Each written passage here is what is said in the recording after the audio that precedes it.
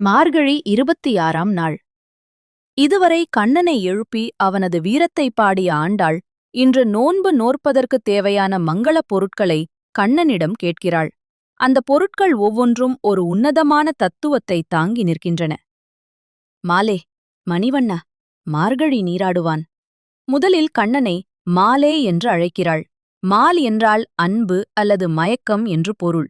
அடியவர்கள் மேல் மிகுந்த அன்பு கொண்டவனே, நீலமணி போன்ற நிறம் கொண்ட மணிவண்ணா, இந்த மார்கழி நோன்பிற்காக நாங்கள் நீராடப் போகிறோம். மேலையார் செய்வனகள் வேண்டுவன கேட்டியேல் நாங்கள் ஏதோ புதுமையாகச் செய்யவில்லை. முன்னோர்கள் காட்டிய அதே வழியில்தான் இந்த நோன்பைச் செய்கிறோம். அதற்கு எங்களுக்குத் தேவையான உபகரணங்கள் என்னென்ன என்று நீ கேட்டால் அவற்றைச் சொல்கிறேன், கேள் கண்ணா.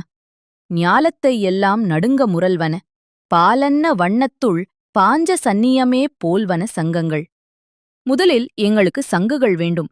அது எப்படி இருக்க வேண்டும் தெரியுமா?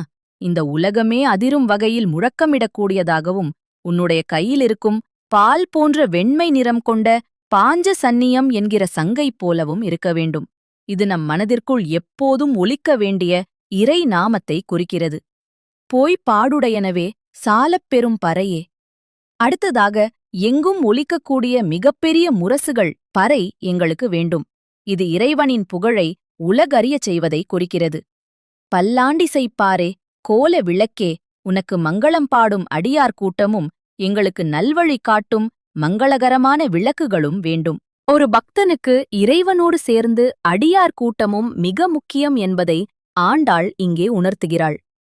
கொடியே, விதானமே, ஆலின் இலையாய், அருளேலோர் எம்பாவாய். வெற்றியை அறிவிக்கும் கொடிகளும் தலைக்கு மேலே பாதுகாப்பாக இருக்கும் மேற்கூரைத் துணிகளும் விதானம் எங்களுக்கு வேண்டும்.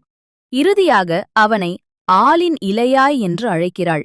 பிரளய காலத்தில் ஒட்டுமொத்த உலகையும் தன் வயிற்றுக்குள் வைத்துக்கொண்டு ஒரு சிறிய ஆலிலையில் குழந்தையாக படுத்திருப்பவனே, நீயே எல்லாவற்றிற்கும் ஆதாரமானவன். எனவே இந்த மங்களப் பொருட்களை எல்லாம் தந்து உனது பேரருளையும் எங்களுக்கு வழங்க வேண்டும் என்று ஆண்டாள் பிரார்த்திக்கிறாள். வாங்க, இப்போ நாம அந்த பாசுரத்தை சேவிப்போம். மாலே, மணிவண்ணா, மார்கழி நீராடுவான்.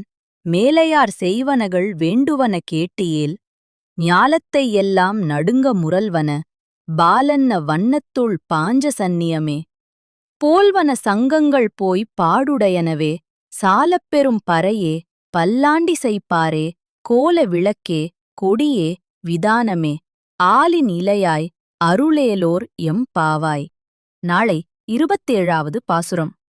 கூடாரை வெல்லும் சீர்கோவிந்தா என்று தொடங்கி கண்ணனோடு சேர்ந்து அமர்ந்து உண்ணும் அந்த நெய்வழியும் சர்க்கரை பொங்கலை பற்றி ஆண்டாள் பாடப்போகிறாள்.